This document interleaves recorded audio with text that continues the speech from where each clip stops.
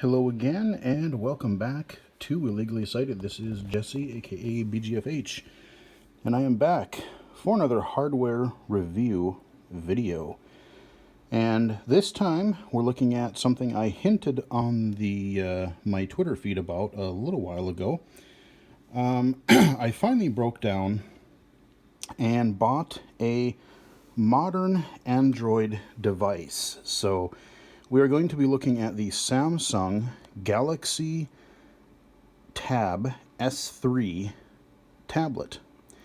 It is a 10-inch tablet, and it is currently running Android 7.0. I did, before I researched this, before I bought this tablet, I actually researched kind of what its prospective upgrade path would be, because one of the things that I don't like about Android is, I like that it's open. I like there's a lot of variety, there's a lot of things that you can do. But one of the things to me that's really frustrating is the fact that you never know if your device, especially if it's like a third-party device, if it's a Samsung, HTC, LG, Motorola, whatever, you never know if your device is going to get the newest Google updates, operating system updates, and if they will, when. One thing I do have to give Apple Apple credit for is when an iOS update comes out, any device that is technically eligible, boom, can go grab it right away. There's no I wonder if I'm going to get it, or I wonder if I'm not. They list what devices will be compatible, which older devices will be discontinued, and there you go. But yeah, so this is the Samsung Galaxy Tab S3 tablet.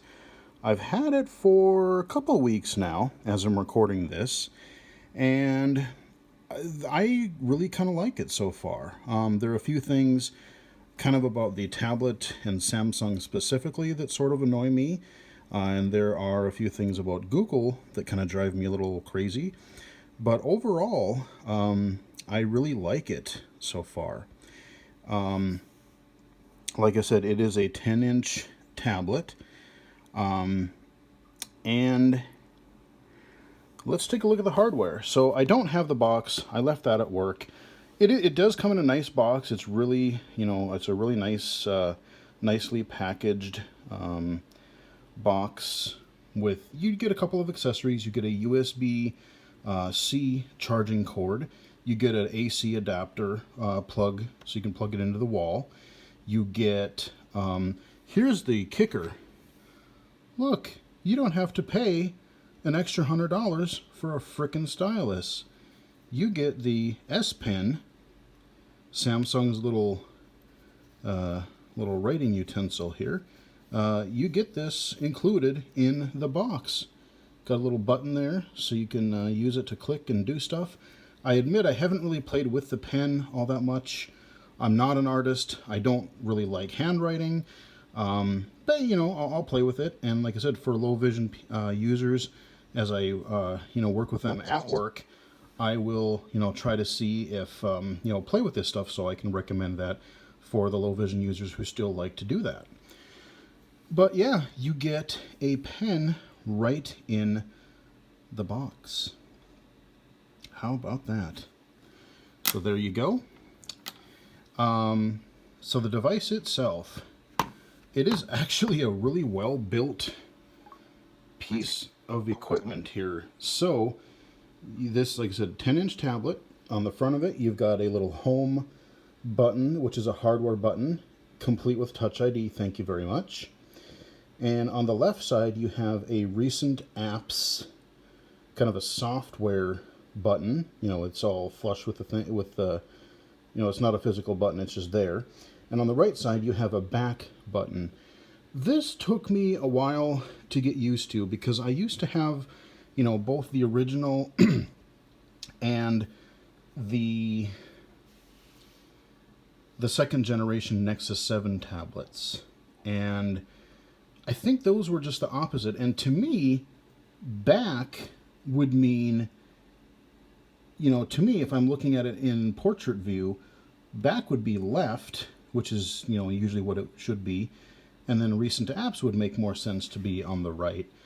But when I have it in landscape, I do kind of like having it this way. The other thing I wish I sort of could do is I wish there was like a setting so that if I wanted to, as long as the screen was on, I wish as a low vision user I could just have these stay lit if I wanted them to. When you tap them or activate them, they light up, but when the screen is on, you can't just leave them there. So as a low vision user, it would be easier to find. Basically what I do is I take my thumb, usually... Okay, hi, how you doing? I just basically touch my home button here, and then I slide either up or down depending on what I want to do. So I turned it on here. I'll show you this really fast. We'll show you more about the tablet itself in a little bit here. But the other thing that I really like about this tablet, and I'm hoping that the iPad follows suit here in the next year or so, Samsung devices got these really nice AMOLED screens, like OLED screens. Let me tell you, the contrast, the black levels on this thing are super sharp. That's probably not going to come across on this video, but I mean, look at the blues, like the color saturation. I know some people aren't they don't really like the oversaturation kind of. Some people find it's a little bit the colors might be a little bit oversaturated. But I mean, these displays just pop. And for one, I actually kind of like it. And when you're watching a movie or playing a game, you see I got quite a few apps installed already here, and I'll talk about that in a little bit. But I've got some, you know, useful apps. I got some 1, 2, 3, 4 games down in the corner here. You know, so I mean, like I said, blacks look really black. You know, it saves on battery. You don't have to worry about, you know, if it's a black OLED doesn't have to turn that part of the screen on, which honestly, one of my sort of pet peeves of the recent Android, or just everybody in general, is, oh, Apple does something, everybody else has to follow. Nobody has any imagination of their own. So when Apple went over to a bright white background for every frickin' thing in iOS 7, what did everybody else do? Google used to have a really nice black or dark gray theme for like settings and stuff like that. No, not anymore. Even with my Nexus 7 toward the end of its life there, everything was white. And as a low vision user, like I said, a lot of people are light sensitive to that. Even if you're in a dark room and you have perfect vision, a lot of people complain about you're in a low lit room or you look at something at night real quick, you turn the thing on and like, oh dear God, my eyes. This does have a similar feature to the iOS devices. They call it blue shift. So you can turn on like some, you know, kind of colored hues. So it's a little bit more warm lighting during the night to sort of alleviate that. But alas, there is no dark mode. And I'll talk about that a little bit more in just a moment. Let's finish taking a look at the device here. So that's the front of the device. On this side, you have the power button and the volume up and down button. You also have right here where my finger is, there's a little nub here. This is where you have to use a SIM removal tool to pop this open. And this is where you put in a micro SD card for expanded storage. So this is a 32 gig tablet. You're thinking probably 32 gig, God, that's hardly enough to do anything, and I would agree. But I dumped a 128 gig micro SD card in there, so we're good to go. And like I said, especially since this probably won't be my primary tablet, I'm using it a lot for research for work, watching some stuff on it because I absolutely love the crisp OLED screen. But I think 128 plus 32, boom, that should be more than enough for my needs right now. I did look at the 256 cards, but they were stupid expensive. So I'm like, 128 it is. On the bottom, you've got your little USB-C port there. You have the headphone jack. Apple hasn't got rid of that yet on their iPad. So Samsung decided they didn't have to yet either. I know I'm just making fun of them, but seriously, it seems that way at some point. The other thing that I do like is, just like the iPad Pro, you see the speaker grill there, and there. You have two speakers there, and you have two speakers there on the top. So when you listen to it in landscape or portrait, the sound kind of shifts to, so it's in the right stereo sound scheme there for you. I will say, compared to the iPad Pro, the sound isn't quite as good. It's a bit more tinny, I think. I mean, I'm glad it has the 4 speakers, but the sound maybe isn't quite as good as I would maybe hope. Now, the interesting thing about this, oops, no. So, yeah, shut up. Use fingerprint or swipe screen to unlock. I hit the home button by mistake. The back of this, most of the other tablets have been kind of this, kind of plasticky, plasticky surface. The Galaxy Tab S3 is actually a glass surface. So the front, the back, you got a little bit of metal on the sides, but basically the front and back of this thing is metal. So I would recommend getting kind of a sleeve or something for it. I did get one for mine, although I think I'm going to look for a different one. I just got this cheapo pleather one on Amazon when I ordered the tablet. I mean, it's an okay case, but I kind of don't like it because when the tablet is in here, it's kind of big and clunky, and when the tablet is sitting in here, like right here is where you'd have like the power and the volume buttons, and you kind of have to dig your finger down in there to even get to them. Like my iPad Pro, it comes in this like little shell, and the volume, there's nothing sticking over them, so I can just tap the buttons and whatever. The case does have a little place for your stylus there. You can kind of sit it in there, and it does come with another stylus, but I'm not sure what I did with it. It might be floating in one of my backpacks somewhere, but I may have lost the cheap stylus that came with this like $15 case. So thankfully I didn't lose my S Pen, but I'm not sure where my other stylus is. So like I said, this is an okay case, but I'm thinking about looking for a bumper for this thing just so it's not quite as unwieldy. You also notice on the back of this thing, looky what we have here. We have a camera. More importantly, yes, we have a flash, a tablet that actually has a camera flash, and I have used it for magnification. I put over 40 on here. I used KNFB Reader with it. I used Text Grabber with it, and it works. Real no complaints here. It's a tablet with a camera and a flash, and it's good. There is a camera on the front here. I never use portrait things or selfies, or I hate that word, but I have not played with the front camera, so whatever. That's pretty much the hardware. You got the excellent screen, the home button with the physical home button with a fingerprint reader, which I absolutely still love. I really hope that Apple does a under the screen Touch ID, because it's so much more convenient. I don't have to look at the screen, and I can still unlock it when the phone is in my pocket. Touch ID just seems so much more efficient than Face ID. Have both. So that is the tablet itself. Let me turn this sucker on again. Touchwiz Home. So it doesn't come with the vanilla Android loaded on there. Basically, you have this Touchwiz interface, and when you turn it on, if you want accessibility mode, you use what they call voice assistant.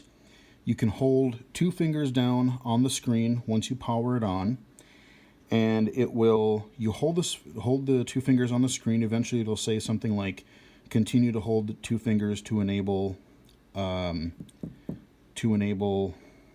voice assistant. You do that and you're on your way. I did have a little bit of an issue with the keyboard initially. By default, it doesn't use like a touch typing thing, so it actually uses a thing where you have to highlight a letter and then double tap it for it to work. The other thing that I don't really like about how the voice assistant works, or basically the buttons, the back button and the recent apps buttons, you touch them and then you have to double tap them. In TalkBack, because you can also install TalkBack on here and use that. One thing and when you use TalkBack, I can just kind of touch them, and that's just a personal preference, so some people might actually like it the way that Samsung does it.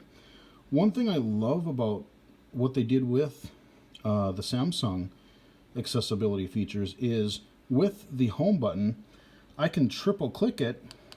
Direct access. You can Showing set items this 1 up. through 2. There's a feature called Direct Access, and it needs to not be upside down. And I can choose, just like in Apple, what do I want the triple click home button to do.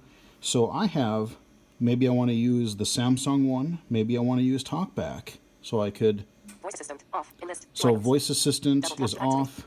TalkBack on. I'm Double using tap to activate. TalkBack right Double now. tap and hold to long press. I TalkBack turn off. TalkBack off. Now it's a regular tablet. There we go. So this is your first home screen. You've got kind of a little home thingy here, but you got your search.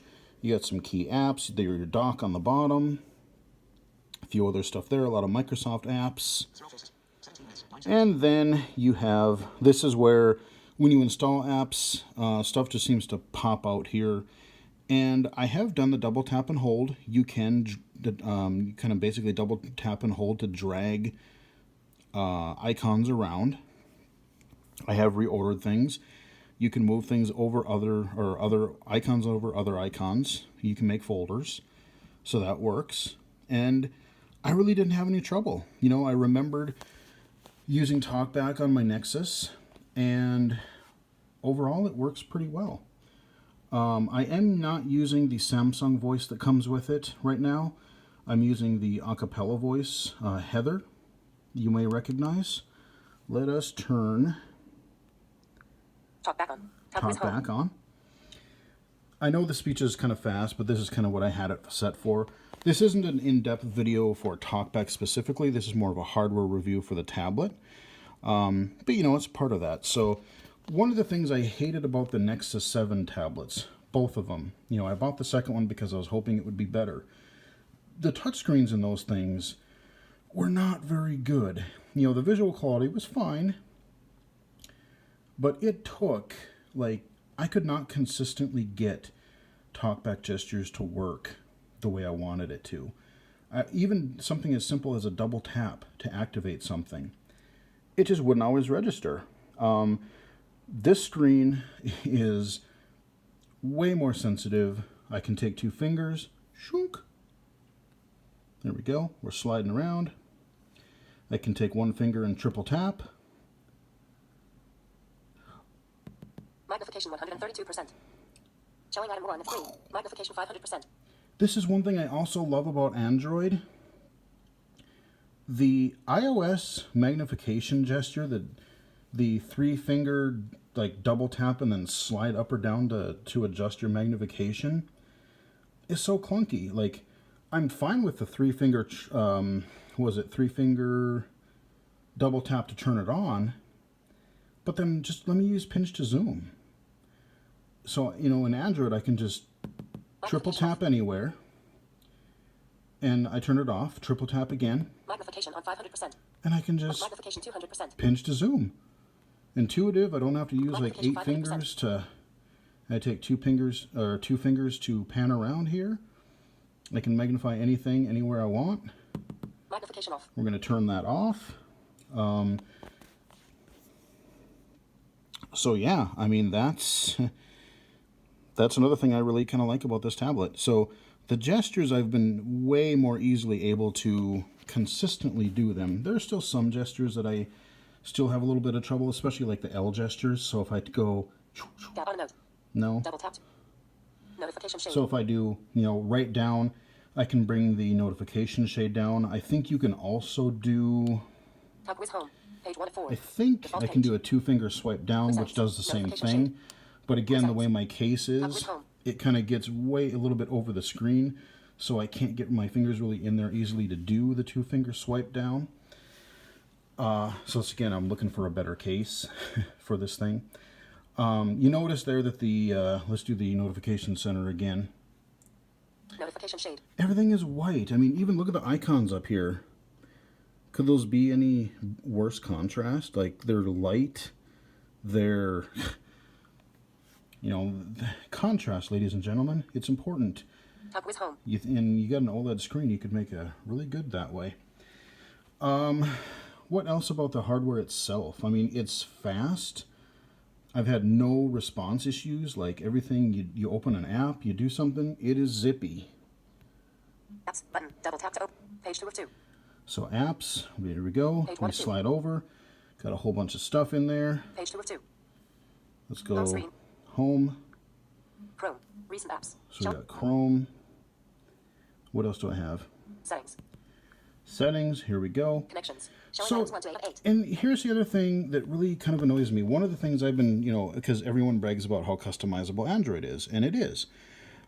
But I was trying to use a different launcher. I remember on the Nexus 7 I tried Nova Launcher and rather liked it. And I run Nova Launcher on here. But even like Samsung, they don't have a dark theme.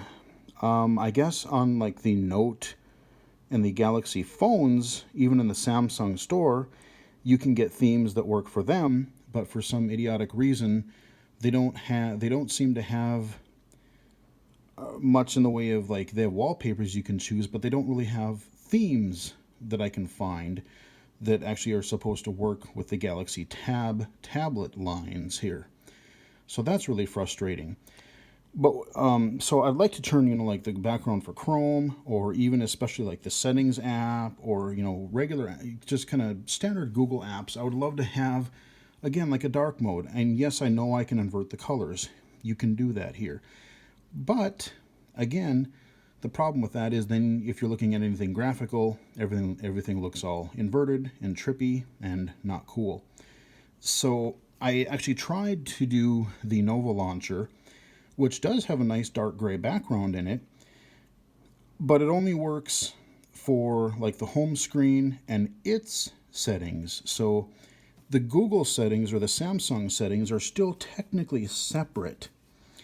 And that means that any like they call it night mode for Nova Launcher,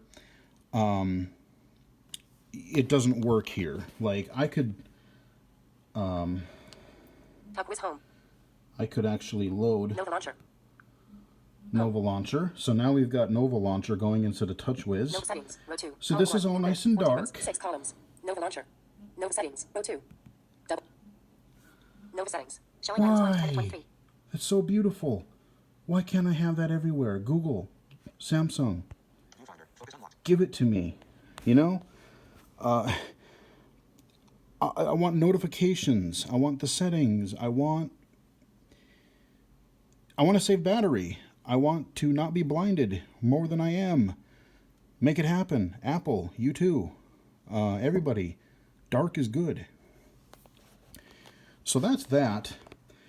One other hardware thing, and if anyone knows, Home screen. if anyone knows a way around this, or like I understand how it works, but it's frustrating. So if anyone kind of knows a different way, let me know in the comments below. So the other thing that sort of annoys me about Android in general, and this sort of happened, I think it was one of the later Android updates on my Nexus 7 as well, the volume buttons. You think they would just go up and down. Well, yes and no.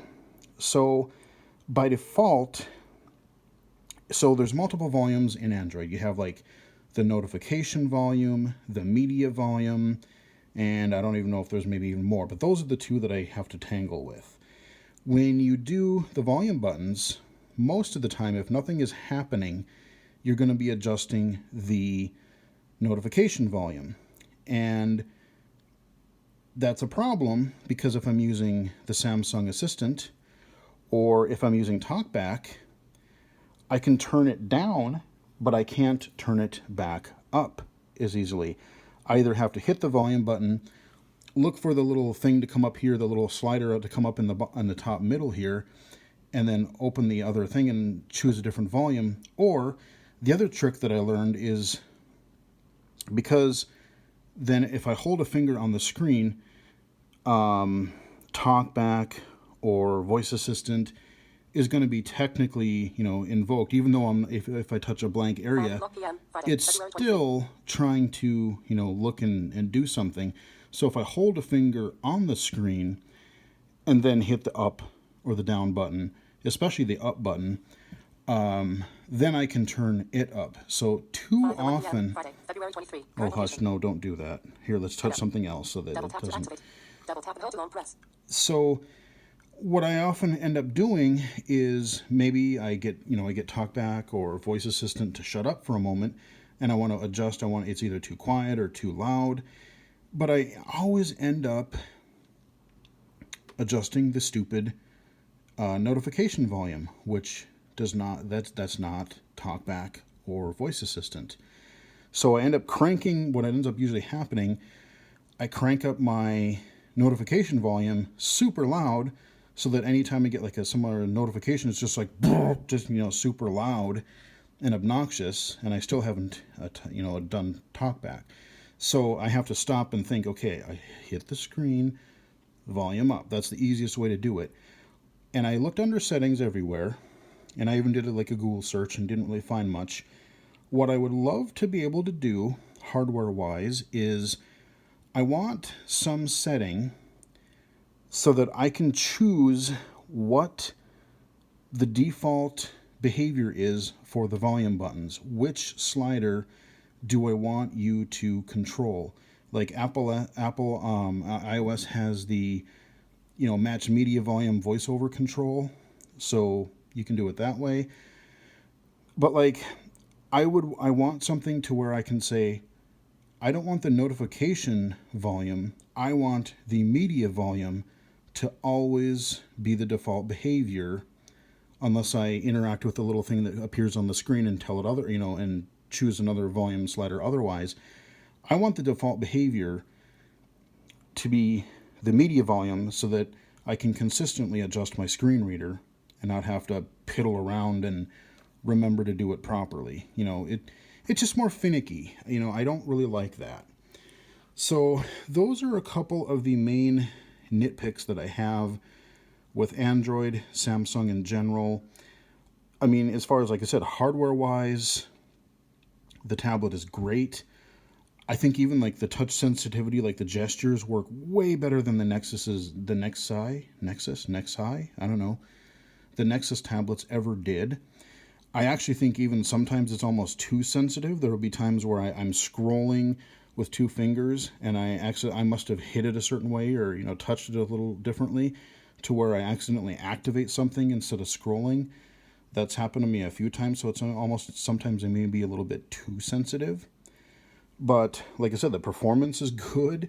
This tablet has 4 gigs of RAM, or 3 or 4 gigs of RAM. I think it's 4. Yeah, I'm pretty sure it's 4. I think it was the same as the iPad Pro.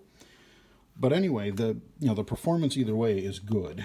The OLED screen is beautiful. The sound is a little teeny, but it works. YouTube, 133 new items. Let's see if I can go to my channel or something here. Showing items 1 to 7 of 21. One face, small face, 0 faces. Let's see. Trending, button. Subscriptions, new content, activity, over 9 new items. Button. Activity. Library, button. Library. I'll just do like one of my recent videos or something here. Purchases, shop my videos. Double tap. So you'll see a few that I haven't actually unlocked for you guys yet here. Showing items 1 to 34 minutes. Progress bar. February 49 minutes. Progress bar. iOS Accessible Game Spotlight. Audio Moto Championship. Showing item 1 of 1. To the other game, so I'll use 2 fingers to tap. Tutorial. So there you go. So I don't want to do the tutorial And right now. it's not going and the to... tutorial, interestingly, is 1 basically hour, just 16 you minutes. rattling Progress bar. off Xbox One game. a bunch of instructions. home. It's Oh. not like an interactive thing. YouTube. From Alert background what play I is on. looked at earlier. Edit settings. Button. Not no. Button.